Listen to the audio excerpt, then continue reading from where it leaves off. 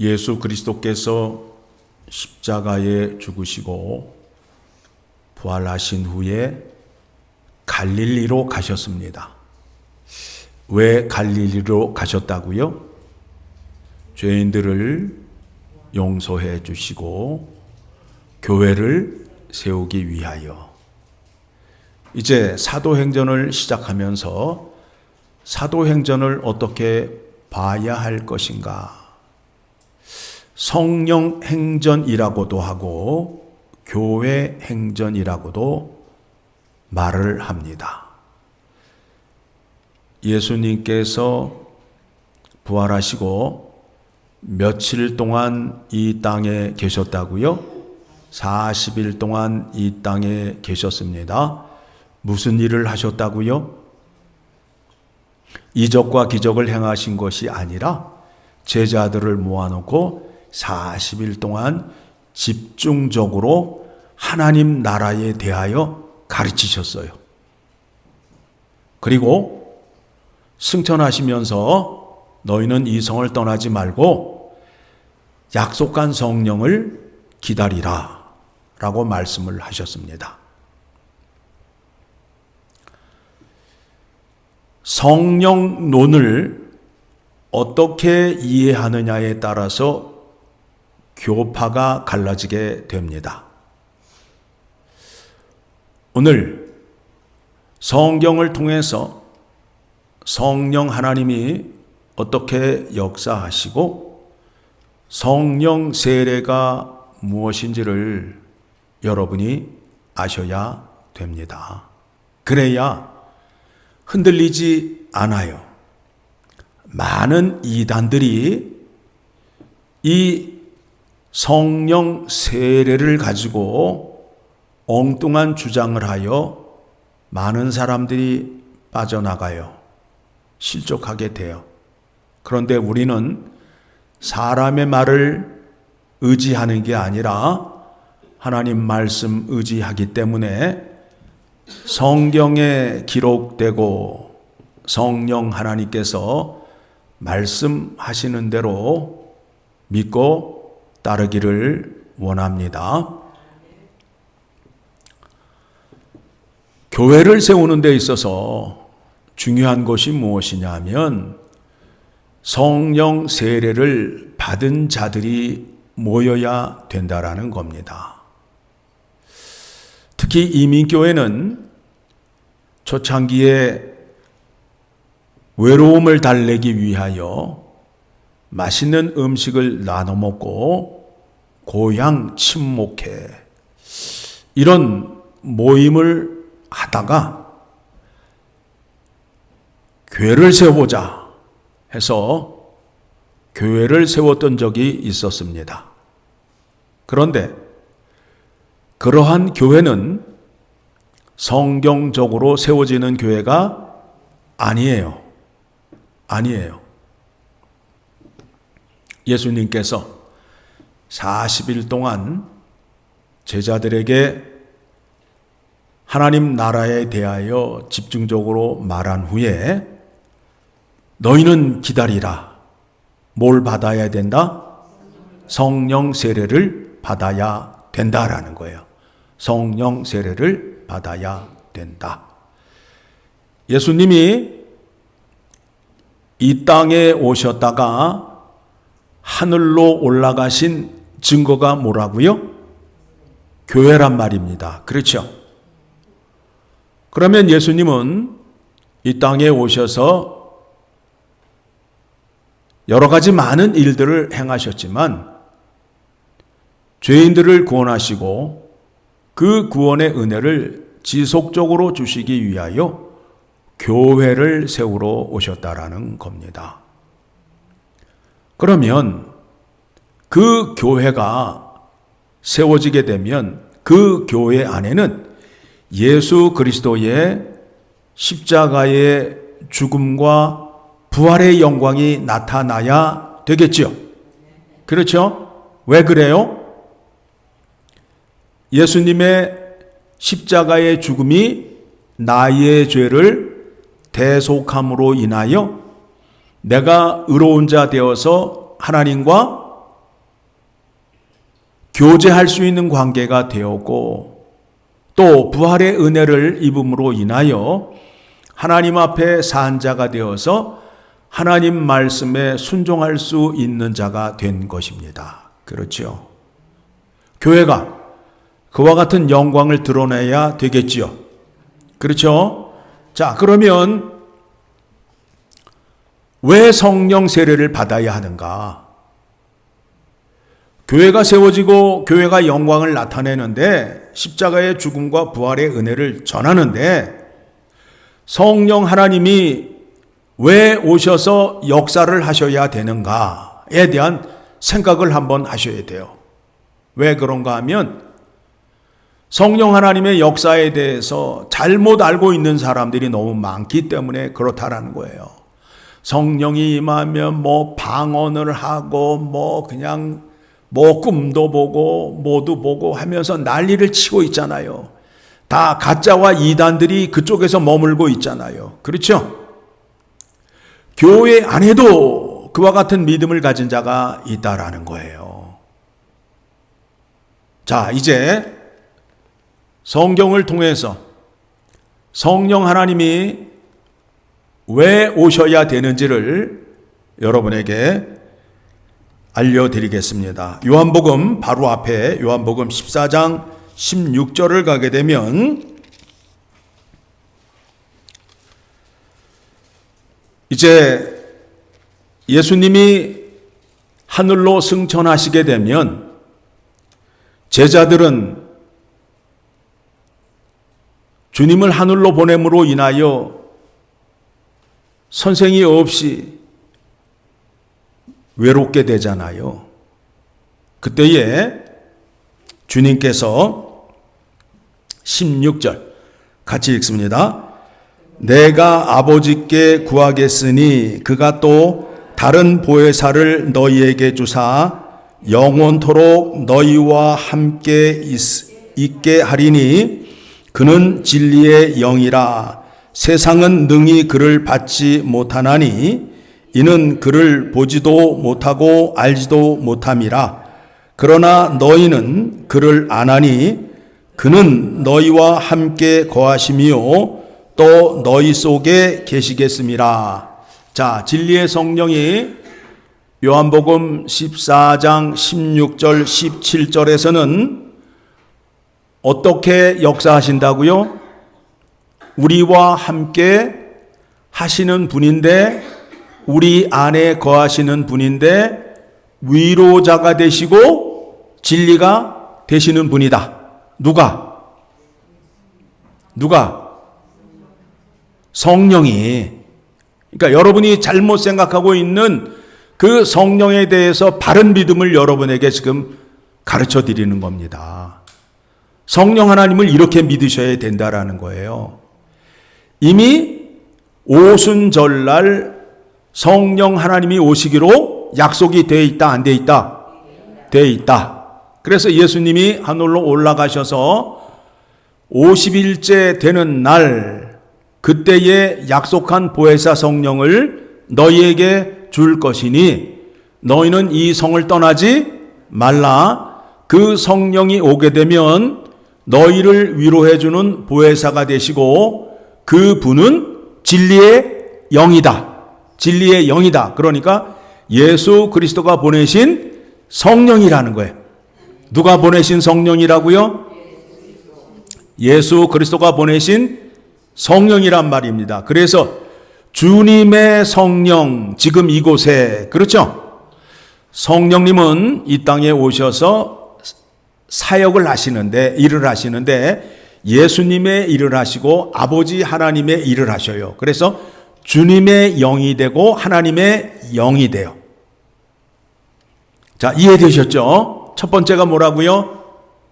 보혜사 성령이신데 진리의 영이 되셔서 우리 안에 거하신다. 머릿속에 꼭 붙잡으셔야 됩니다. 자, 그런 다음에 26절을 가게 되면 요한복음 14장 26절 같이 읽습니다. 보혜사 곧 아버지께서 내 이름으로 보내실 성령 그가 너희에게 모든 것을 가르치고 내가 너희에게 말한 모든 것을 생각나게 하리라. 성령 하나님은 이 땅에 오셔서 자기의 자의로 일을 하시는 것이 아니라 누구의 것을 가지고 하신다고요? 예수 그리스도가 말씀하시고 가르친 것, 십자가에 죽으신 또 부활하신 영광을 가지고 우리에게 생각나게 하고 가르치신다는 거예요. 두 번째가 뭐라고요? 자, 여러분들이 이제 다 일일이 기억을 못하니까 성경책에 표시를 해놓고 순서대로 이제 보시면 돼요. 첫 번째를 14장 16절의 말씀에 1번을 치시고 26절에 가서 2번이라고 치시게 되면 성령 하나님이 이런 일을 하시는구나. 자, 제가 설교를 시작하기 전에 주님께서 주님의 교회를 세우는데 그 교회는 예수님의 죽음과 부활을 증거하고 영광을 나타내는 교회이다. 그런데 왜 성령 세례가 필요한가? 지금 주님께서 말씀하시는 걸 보니까 내가 하늘로 올라간 후에 그것에 대한 증거를 누가 증거하시겠다라는 거예요? 성령 하나님이 증거하시겠다라는 거죠. 그렇죠? 그거를 증거하기 위하여 예수님께서 예수의 영을 보내시겠다는 거예요. 그래서 진리의 영이 되시죠. 자, 그런 다음에 이제 또 어디를 보시느냐 하면 15장 26절을 가게 되면 요한복음 15장 26절 같이 읽습니다. 내가 아버지께로부터 너희에게 보낼 보혜사 곧 아버지께로부터 나오시는 진리의 성령이 오실 때에 그가 나를 증언하실 것이요.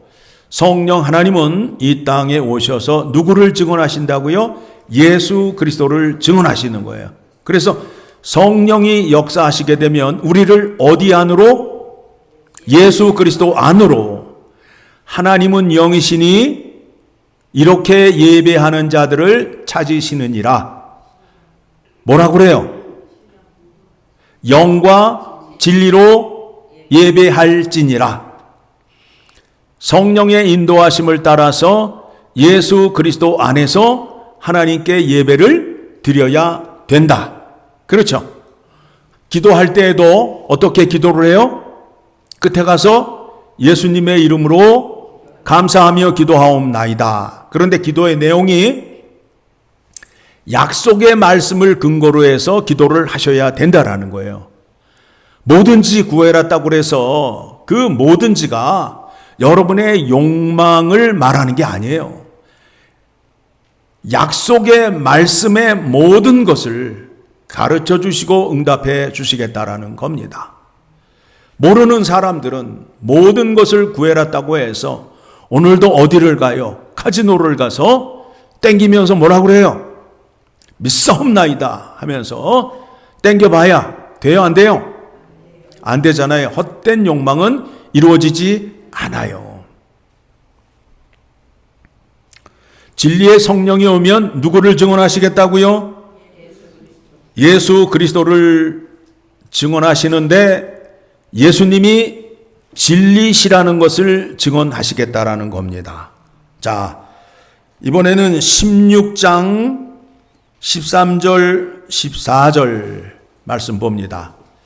1번, 2번, 3번, 이제 4번째 하는 겁니다. 4번 같이 읽습니다. 그러나 진리의 성령이 오시면 그가 너희를 모든 진리 가운데로 인도하시리니 그가 스스로 말하지 않고 오직 들은 것을 말하며 장래 일을 너희에게 알리시리라. 그가 내 영광을 나타내리니 내 것을 가지고 너희에게 알리시겠습니다. 성령이 왜 오셔야 되는지 성경이 분명히 말씀하고 있지요. 다시 한번 정리해 볼까요? 14장 16절에서는 너희와 함께 하실 또 다른 보혜사 성령이 오셔서 너희 안에 너희와 함께 거하시겠다. 그러니까 보혜사 성령이 오는 게 더 좋겠지요. 왜 그런가 하면 그 당시에 제자들은 예수님과 함께 계실 때에 옆에 계셨단 말이에요. 옆에 계셨단 말이에요. 그런데 이제 예수님께서 하늘 보좌로 가셔서 약속한 성령을 보내주시게 되면 그 성령은 내 옆에 계시는 게 아니라 어디 안에 들어와 계신다고요? 내 안에 들어와 계신다라는 거예요. 그래서 내가 하늘로 가는 것이 너희에게 유익이라 라고 말씀하신 이유가 바로 거기에 있어요. 내 안에 들어와 계신단 말이에요. 그렇죠? 그러면 그분이 내 안에 들어오게 되면 어떤 일을 하신다고요?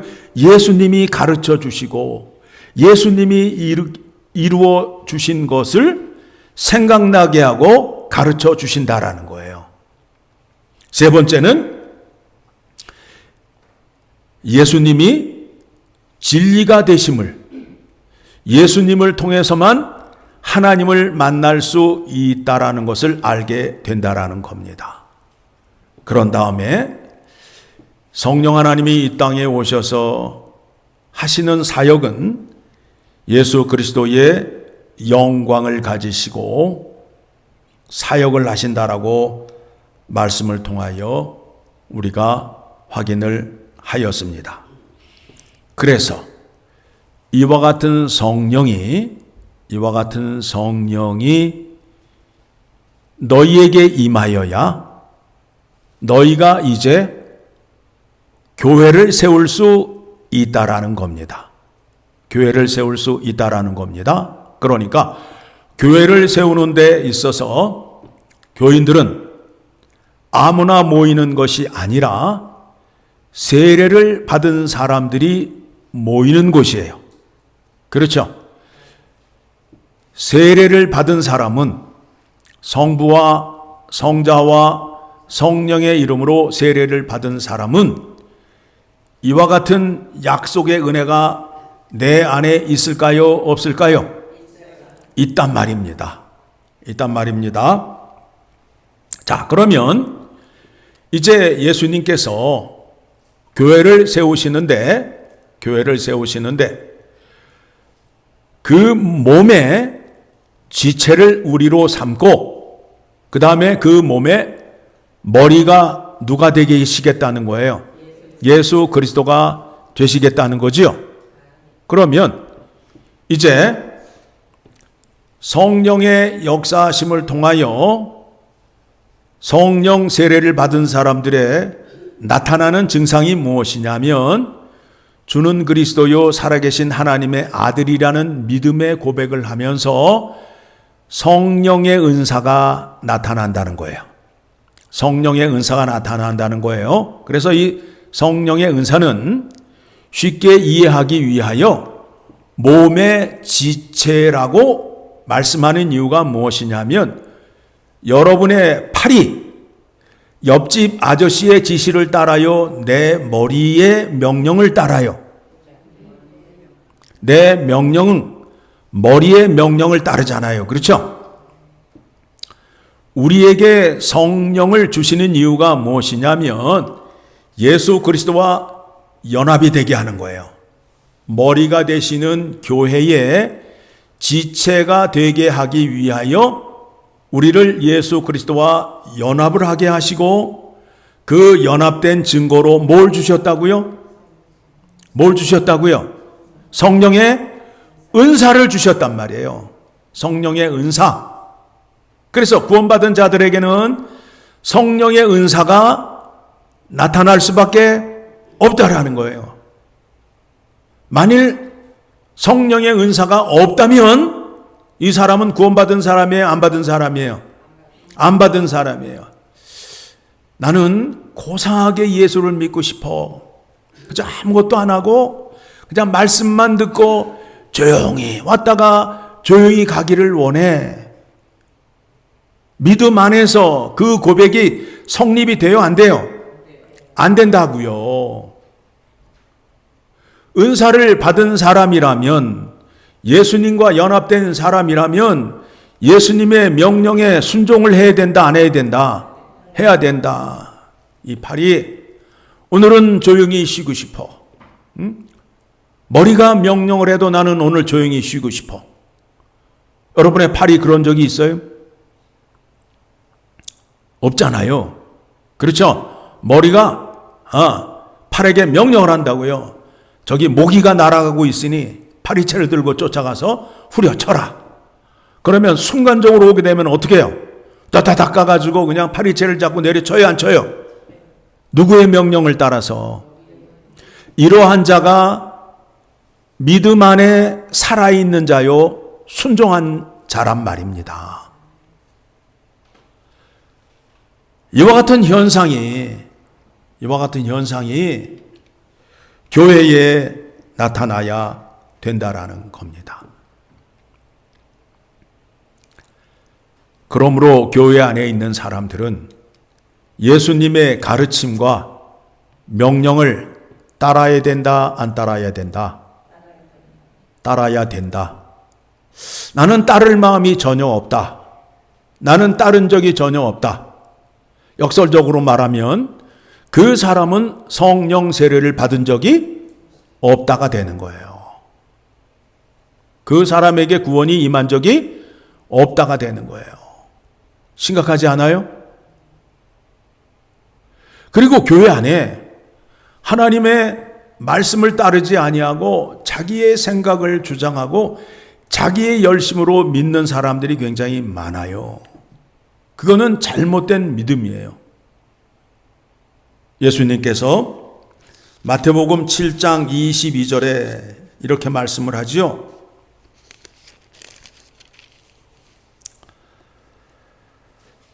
(21절부터) 봅니다.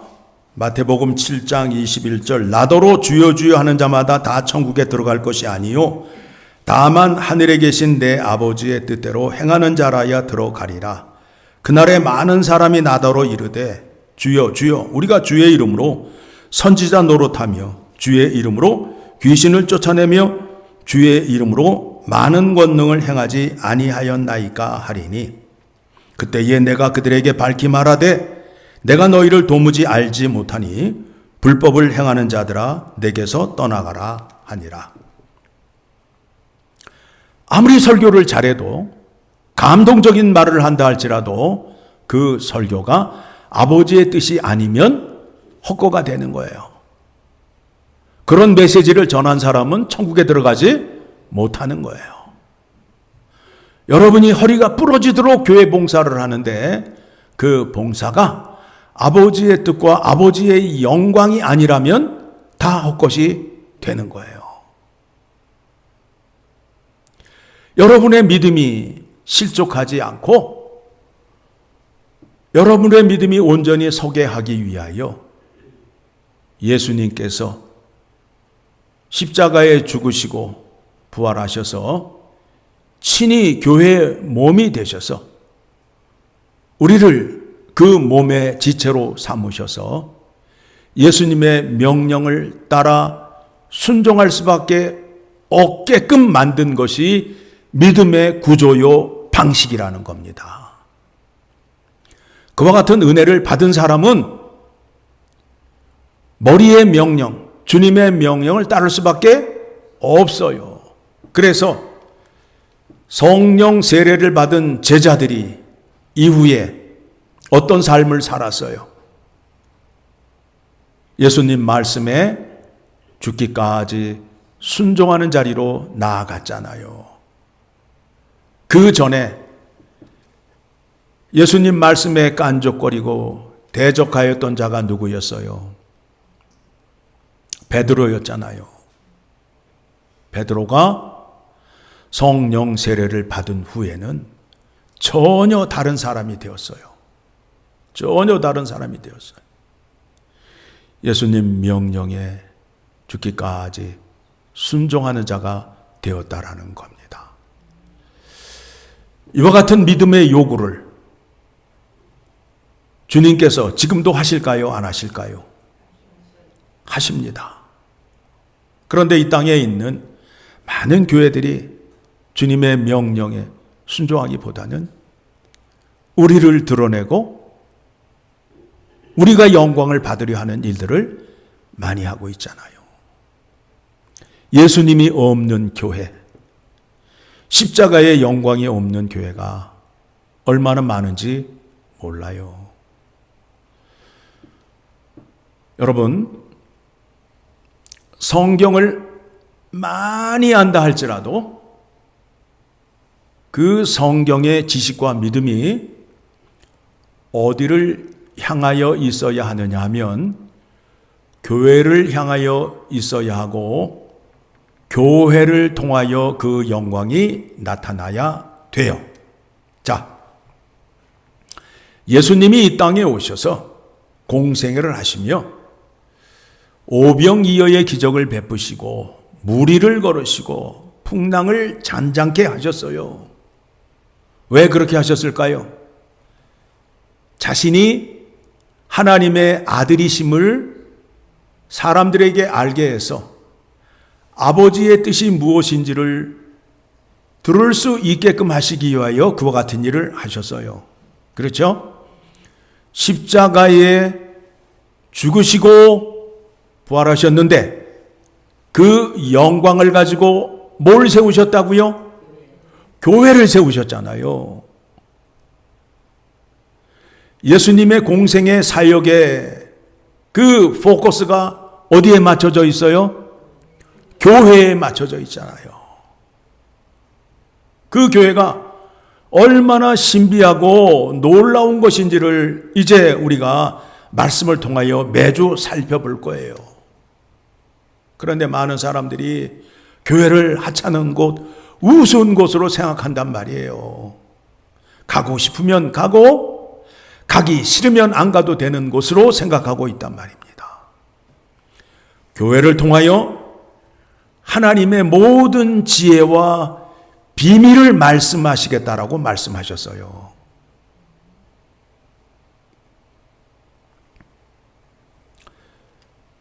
그리고 교회에서는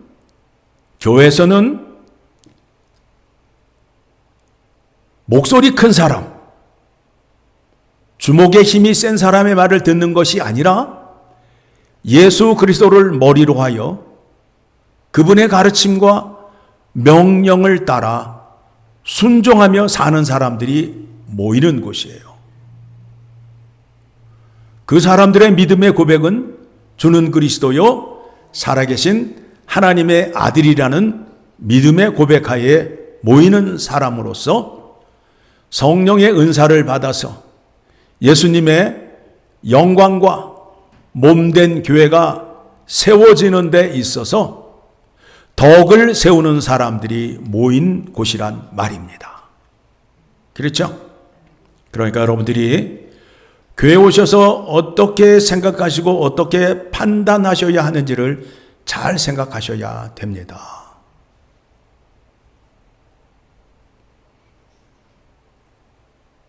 그렇게 함으로 인하여 하나님이 거하시는 교회가 되어서 풍요로우신 하나님을 만나서 하나님의 인도하심과 보호하심을 받고 약속된 복을 다 받으며 삶으로 인하여 이 땅에서 늘 감사와 기쁨이 넘치며 살 수 있게끔 하기 위하여 우리를 택하시고 우리에게 날마다 은혜를 허락해 주심을 기억하셔야 됩니다. 오늘 말씀을 통해서 교회를 세우는데 왜 성령 세례를 받아야 하는지에 대해서 말씀을 드렸습니다. 성령 하나님이 오셔야 예수님의 십자가의 죽음과 부활의 영광을 드러낼 수 있기 때문이라는 것을 알게 되었습니다. 부디 바른 믿음, 바른 신학 가지셔서 이단에 유혹받지 않고 하나님께 영광 올려드리는 여러분 되시기를 간절히 소망합니다.